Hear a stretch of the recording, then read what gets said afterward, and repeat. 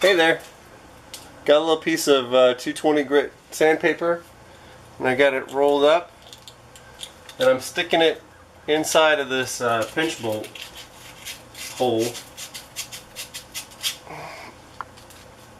trying to sand it a little bit, and then I'll probably put some anti-seize in there or something, maybe help with next time. It won't matter now that I can press it out, but you know, you gotta do it the easy way next time. There's the pinch bolt again. I'm trying to get this sandpaper inside there, clean that up too. See that pinch bolt?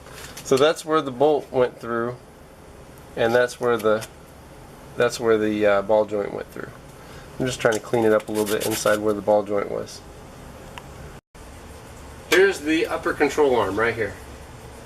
So I guess now if I can get this ball joint off here, out of this knuckle, and I cut those two, you know, that's it. One side will be done.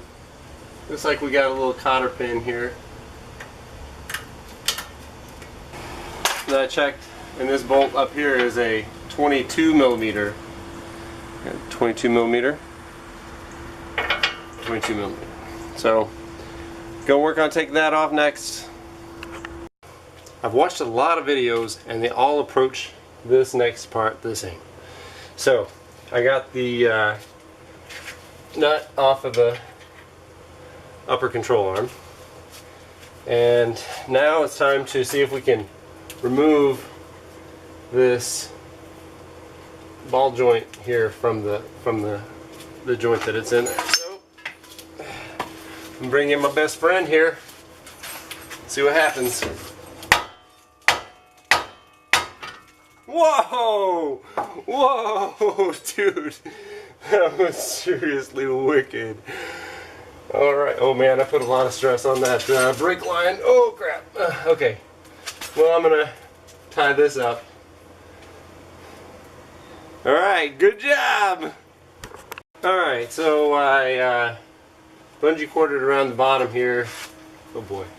And I'm trying to keep this thing pulled up, you know, pulled up in this general direction, keep the stress off of that brake line. Because the last thing I want to do is tear my brake line out, have to go and replace that. So I'm just sort of wrapping it around and attaching it to stuff in the front of the truck here. But that was freaking cool, man. That thing popped out of there so easy. Okay. I can't see my fingers. There's the upper control arm. So I'm going to cut the bolt on each side here and here. And the same thing over there and there. So, alright. Another day. Let's do it. And I figure it's going to take 4 more reciprocating saw blades to do this. So I'm probably going to end up having to go back to the Home Depot. And I need 1, 2, 3, 4, 5, 6, 7, 8 more reciprocating saw blades. Remember, that's a 2-pack of those cost $10. So we're getting up there in cost just to cut the parts off. As you can see here, I'm just sticking the old reciprocating saw in here, and I'm just cutting away a little bit at a time. I got the other side out just now.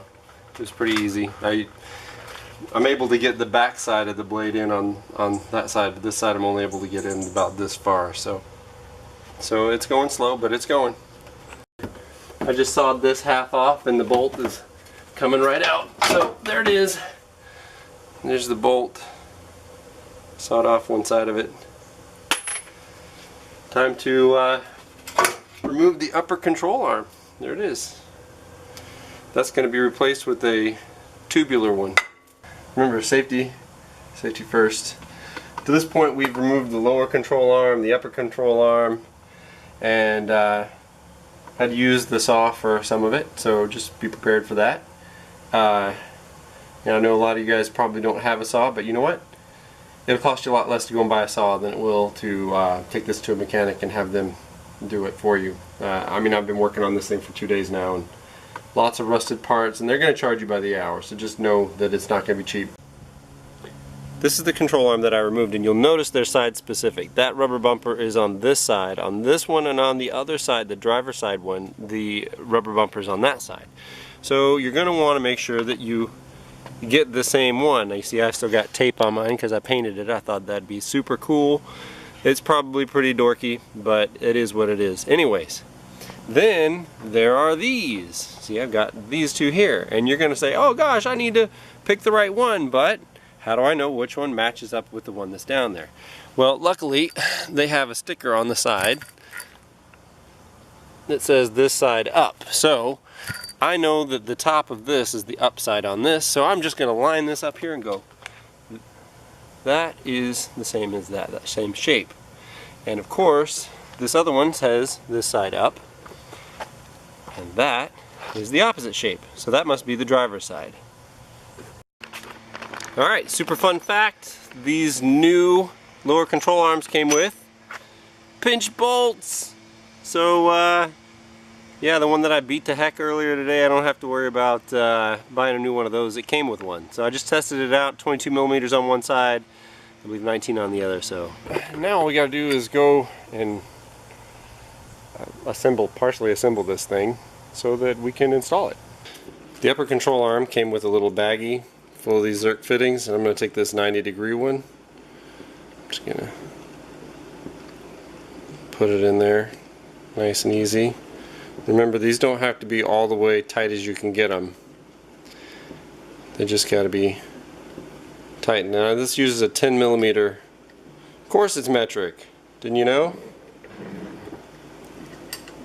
Oh boy, that's facing the wrong way. I'm hoping we don't have to do that. So what I might do is I might switch it to a different one. See, I don't like it facing out that way. That's no good. Maybe one of these other ones has a one that will fit better. Face it forward. Because when this thing is on the vehicle, you're going to want to, yeah, see, that's better. That one. A little bit longer thread on there. When this thing's on the vehicle, you're going to want to be able to get that from the front, because there's not going to be enough room and you're not going to be able to find it from the back. So then it just comes down to fitting it onto the other side too as well. Okay, that's that. Alright, so you can see I've put on two that face forward, and I've put about maybe 10 pounds of pressure on these things to get them on there. I don't want to put too much torque on getting these things in there, because it's not required to have them super tight, but I don't want vibrations to make them come off. So that's going to be that's the Xterra fittings. Now I got to get the ball joint in there. That's next. Here's what it's going to end up looking like fully assembled. You got a plastic cap on the top, so you can see it's got a 3M double-sided sticky on there so we can keep the dust out of the top of it. Ball joint's going to be clamped down inside here when we push this up. The knuckle's going to be right here. Of course, that's going to be pushing up on this whole assembly once we tighten this nut on the bottom.